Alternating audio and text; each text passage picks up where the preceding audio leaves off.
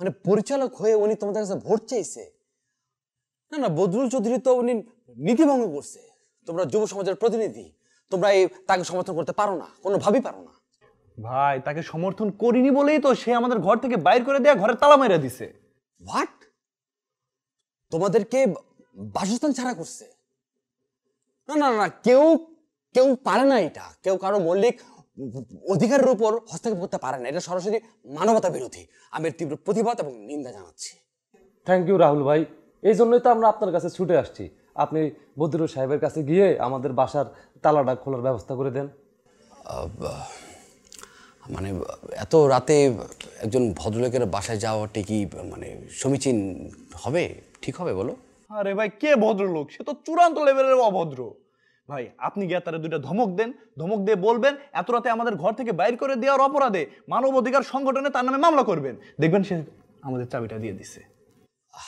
না, তোমরা যুক্তিসঙ্গত কথা বলছো, কিন্তু দেখো তোমরা আমার ছোট ভাই, আর আমি এই অ্যাপার্টমেন্টের একজন সম্মানিত ব্যক্তি। আমি চাইলেই যেতে পারি, কিন্তু যাওয়ার পর যদি বদরুল চৌধুরী আমাকে অপমান করে আমি তো খুবই বিব্রত হবো, তাই না?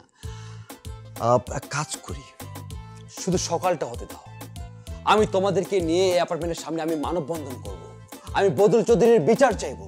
আমি তীব্র কণ্ঠে আওয়াজ তুলবো যে নীতি লঙ্ঘনকারী বদরুল চৌধুরীর বিচার চাই, বিচার চাই, বিচার চাই। ভাই আপনি তো বিচার চাইবেন কালকে, কিন্তু আজকে রাতে আমাদের মানবাধিকারের কি হবে? আমরা আজকে রাত্রে কই থাকবো ভাই?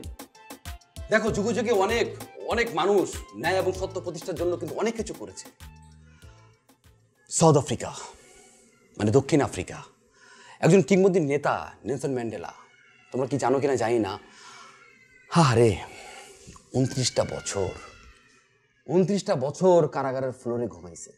আর তোমরা একটা রাত, মাত্র একটা রাত কষ্ট করতে পারবে না? ভাই আপনি কি বলতে চাচ্ছেন? আমরা কারাগারে থাকবো?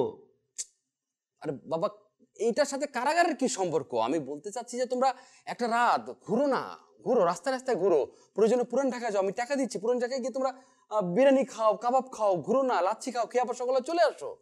ভাই আজকে রাতটা অন্তত আপনার বাসায় থাকতে দেন।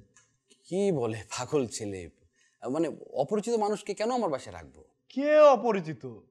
ভাই এই হিমু মানে আমরা আপনার কর্মী না? না না, কর্মী ঠিক আছে, কিন্তু তুমি তো বা তোমরা তো আমার পরিবারের সদস্য কেউ না, তাই না? ভাই আপনারা ছিন্নমূল বঞ্চিত মানুষের উন্নয়নের জন্য কাজ করেন, আজকে আমরা ছিন্নমূল হয়ে গেছি। ভাই আজকে একটা রাত আপনার বাসায় থাকার সুযোগ করে দেন।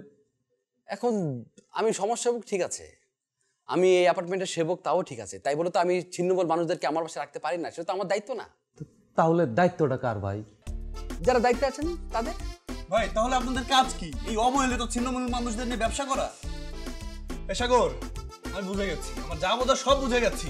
চল আমরা চম্পকলির কাছে যাই, দেখি আজকে প্রমাণ হয়ে যাবে সে কতটা জনদরদী। তোমরা তো না বুঝে কথা বলছো যুব সমাজ। এই তোমরা কি বুঝো না নাকি আমি বুঝাতে